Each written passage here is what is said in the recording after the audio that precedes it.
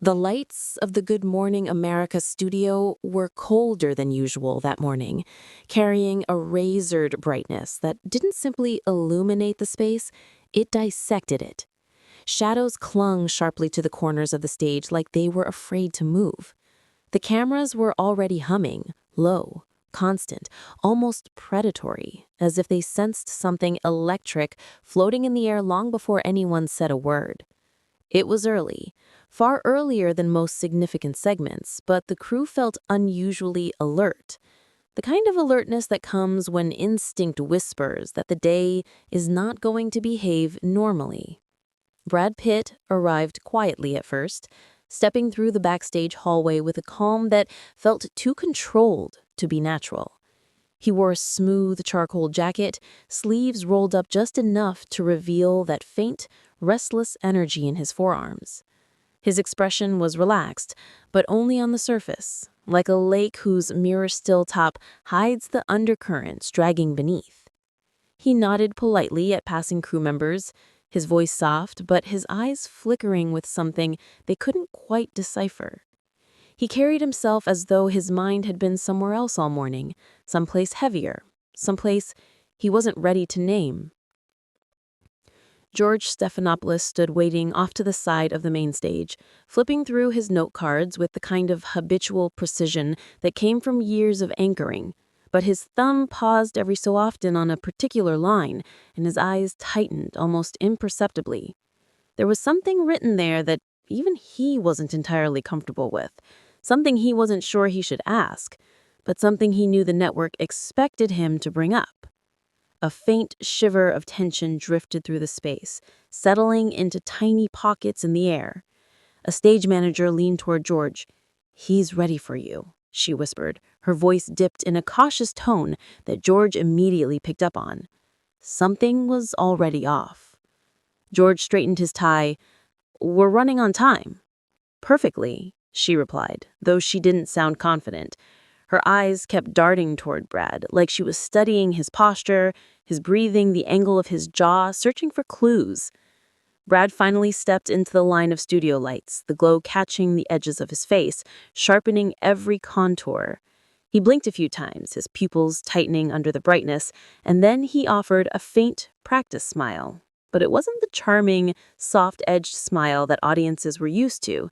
No, this smile looked rehearsed, brittle at the corners, like he crafted it on the way here. George extended his hand and Brad took it, but only briefly. Their handshake was polite, but firm, with an undercurrent of guarded tension running through it. "Good to see you," George said, trying to read him.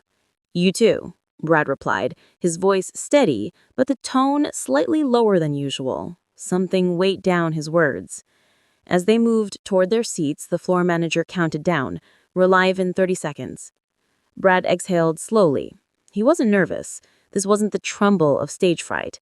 It was something else, something like preparation. He shifted in his chair, placed one hand on his knee, and watched George with eyes that were studying, measuring, anticipating. George glanced at him again, detecting the controlled posture, the faintly clenched jaw. He sensed the energy shifting, subtly but undeniably. The studio audience settled, but even they seemed unusually quiet, as if they subconsciously felt the charge in the room. 10 seconds, the floor manager called out, her voice cut clean through the tension. George took one last look at his cards, and that hesitation returned. Just briefly, the same uneasy flicker in his gaze. Brad noticed. He tilted his head just slightly. "You sure you want to go there?" Brad murmured, quiet enough that only George heard. George froze for half a beat. Then the red light blinked. On. The live show began. George switched instantly into broadcast mode. His smile brightened. His posture sharpened. "Good Morning America. We have a very special guest with us today. Academy Award-winning actor Brad Pitt joins us to discuss his highly anticipated new film." His words flowed naturally, polished, smooth, effortlessly controlled. Brad followed the rhythm, nodding occasionally, answering George's initial questions with thoughtful clarity. His voice carried a soft warmth now, the kind that felt authentic and familiar to the audience watching at home. But beneath that warmth, the earlier tension simmered quietly, waiting. The first 8 minutes flows smoothly. Film talk, behind-the-scenes anecdotes, laughs that felt genuine enough to temporarily soften the air. George navigated the segment gracefully. Brad's charm filled the room, and the production crew relaxed until George's fingers slid delicately, almost imperceptibly, to the note card he'd been avoiding all morning. He glanced at Brad. Brad caught the movement. His expression didn't change, but something in his eyes did. Something focused, bracing. The cameras kept rolling, oblivious to the subtle shift. The audience leaned in slightly, sensing a tonal drop, but unable to define it yet. George cleared his throat lightly. "Brad, there's something else I want to touch on. Something that has come up in conversations leading up to this interview." Brad's jaw tightened again, so subtly the average viewer wouldn't notice, but everyone in the studio did. A few stagehands paused behind the cameras. The floor manager's eyebrows lifted just slightly, her clipboard pressing closer to her chest. George continued carefully. "There have been some reports recently." Brad didn't move. "Things about your personal life that—" Brad leaned forward, his voice low and slow. "George." That single word landed like a stone dropped into a silent lake. It wasn't confrontational. It wasn't angry. It was a warning. Measured, direct, unblinking. George swallowed, aware now that the balance of the moment was shifting in a way he hadn't expected. "Brad, I'm asking because viewers are curious and the story has gained—" "You know better," Brad whispered, but the microphone caught it anyway. A ripple spread through the studio. The audience exchanged small, confused glances. The atmosphere thickened noticeably, as if the air temperature dropped by a few degrees. George attempted to regain his footing. "Look, I'm just asking—" "What?" "No," Brad said again, firm and unshakable. "You're doing what the producers told you to do. Let's not pretend otherwise." The entire studio froze. George blinked. "Brad, that's unfair." "Is it?" Brad asked, softly. Too softly, the kind of softness that carries more force than volume ever could. George opened his mouth, but Brad continued before he could speak. "I came here to talk about the film," Brad said, each word deliberate. "I made that clear. Your team agreed. And now, live on air, you're trying to pivot into something you knew I wouldn't entertain." George straightened in his chair, posture rigid now. "It's part of my job. And it's part of mine," Brad said, "to know when I'm being set up." The audience gasped softly, a rising wave of whispers, shifting seats, hushed exchanges, a current you could feel scraping across the walls. "What are you suggesting?" George asked, his voice finally showing cracks. "That this isn't an interview," Brad replied. "It's an ambush dressed up with studio lights." The floor manager's eyes went wide. The control room started speaking frantically into headsets. George inhaled sharply.